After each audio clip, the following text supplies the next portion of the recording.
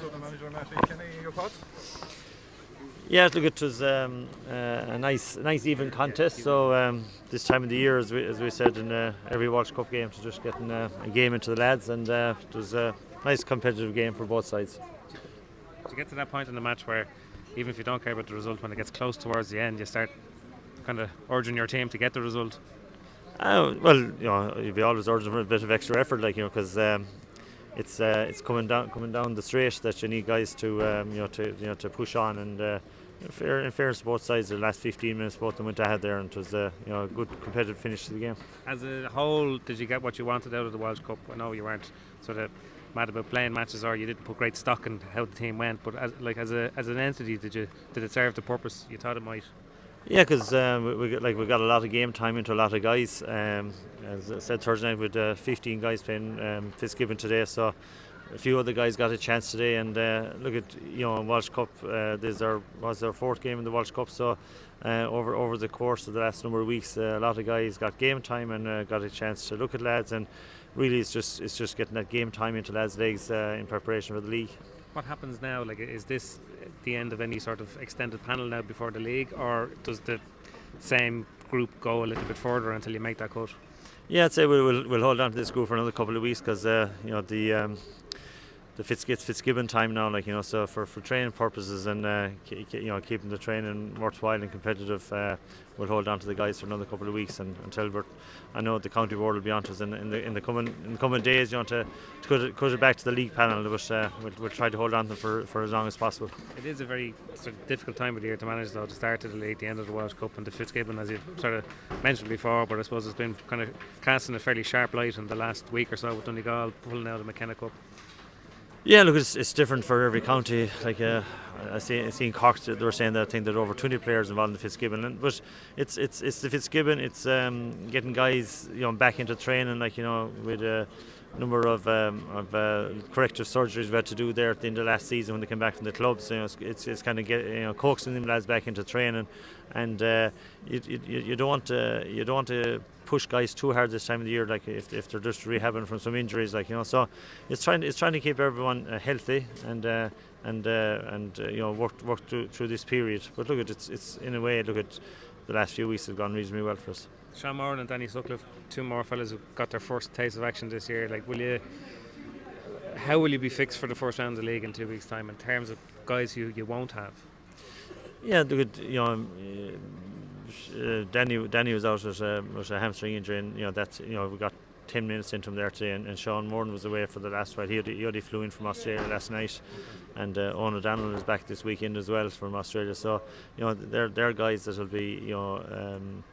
be back training now next week. So look at we'll reassess things now after today's game and after the Fitzgibbon round of matches today. Hopefully all the lads came through safely, and hopefully we'll be nice and healthy and fresh going down to Keaney in 2 weeks' time. Sorry, I was going to say, when you were appointed so late last year, you didn't have as much time to prepare for the league and build the boys up, even blocks of training. Do you think you're in a better spot this year? Yeah, look at in November and December, we did lots of had the lads doing their gym programs, and a few guys that need a bit of running, that did some running programs. So this is our second year now, and everybody, the guys know the setup and we know the players. So look at that doesn't guarantee anything going forward. But we're reasonably happy where we're at today, and it's over the next few weeks now that as I say, get all the lads back together and get them trained together, and we're looking forward to the start of the league in 2 weeks' time.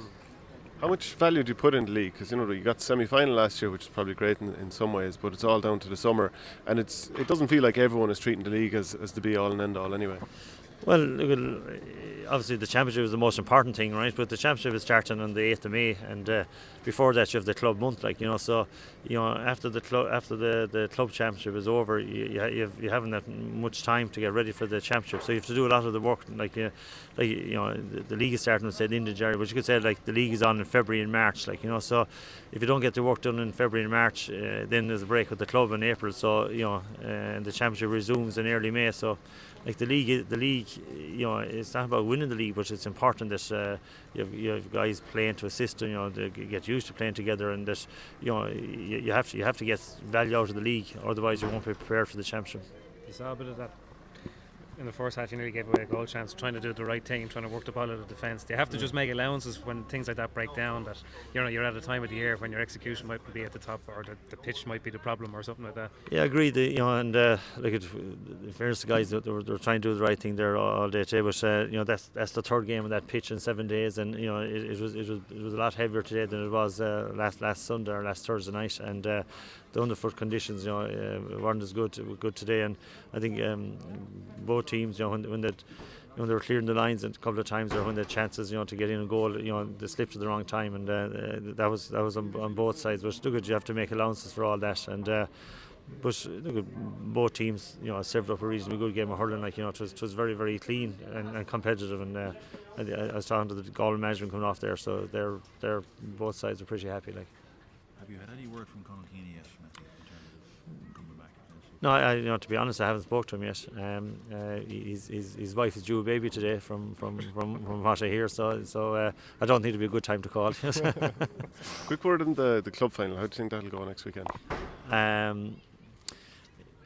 I think it's going to be, it's a game that a lot of us are looking forward to. Ballyhale Shamrocks, like, you know, have been very good champions last year, and you know, there'll be, I suppose, you know, there'll be very, very strong contenders again next weekend. But if you look at your own county team there, firstly, like, you know, they've, you know, during the Tipperary Championship and the Munster Championship and all along, they seem to be gaining momentum, and team of momentum is very, very dangerous. Like, and I'd say the belief in that team and that club is very strong at the moment. So I think it's going to be a really, really good game of hurling to look forward to. And you know, in Croke Park next Sunday, they won't have any complaints to the surface, I'm sure. Yes. Thanks for watching Our Game. Don't forget to like and share the videos, and if you're new to the channel, hit subscribe.